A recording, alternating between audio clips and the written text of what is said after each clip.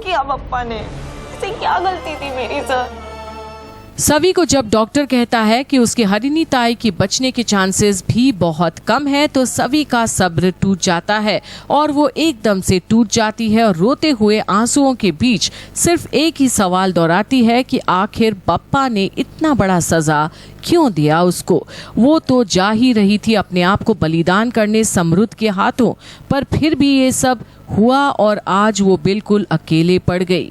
और अब ईशान के मन में चल रही तूफान के बीच वो सवी को इस हाल में तो बिल्कुल भी नहीं देख पाता और अब मन बनाता है कि हो ना हो उसे सवी को सब कुछ सच बताना ही है कि आखिर सवी का परिवार का ये हाल करने में समरुद्ध नहीं बल्कि ईशान खुद है, क्योंकि अब कहीं ना कहीं ईशान को ये लगता है कि शायद अगर वो जवान परिवार को बचाने नहीं जाता तो शायद समरुद्ध ये सब नहीं करता और ये सब नहीं होता।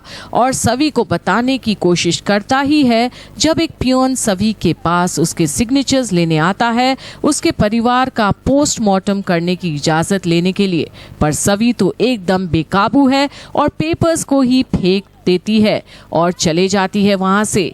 और ईशान के हाथ थमा कर जाता है सारे पेपर्स कि सवी को किसी भी तरह ये फॉर्मेलिटीज तो पूरी करने ही पड़ेगी।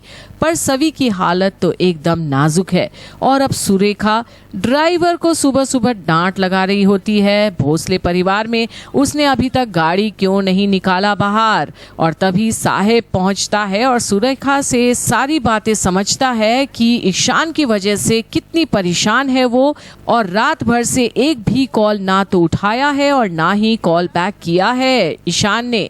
और फिर सारा दोष डाल देती है ईशा और शांतनु पर साहेब उसे बताते हैं कि ईशा और शांतनु तो शायद जा चुके हैं लंदन। तो फिर सुरेखा सारा गलती अब सवी पर ही निकाल देती है कि उसी ने ईशान को रोक के रखा होगा रात भर अपने परिवार के पास सम्मान समारोह के लिए। और अब सुरेखा रामटेक जाने की जिद पकड़ती है ताकि वो ईशान को वापस ला सके उस सवी से छुटकारा दिलाकर। पर क्या सुरेखा जानती है कि ईशान अभी किस कश्मकश से गुजर रहा है? ईशान के दिलो दिमाग में चल रही तूफान थमने का नाम नहीं ले रहा और सवी को लेकर अब वो परेशान है।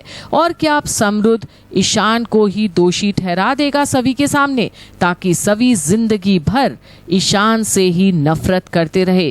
पर क्या ये एक बार फिर हमें सई और विराट की कहानी याद तो नहीं दिला रही?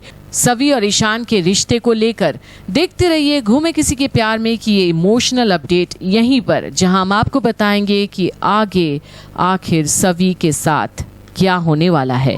तू क्या मुझे मारेगी? मैंने मारा तेरे परिवार को, मैं तेरे परिवार को बख्श देता।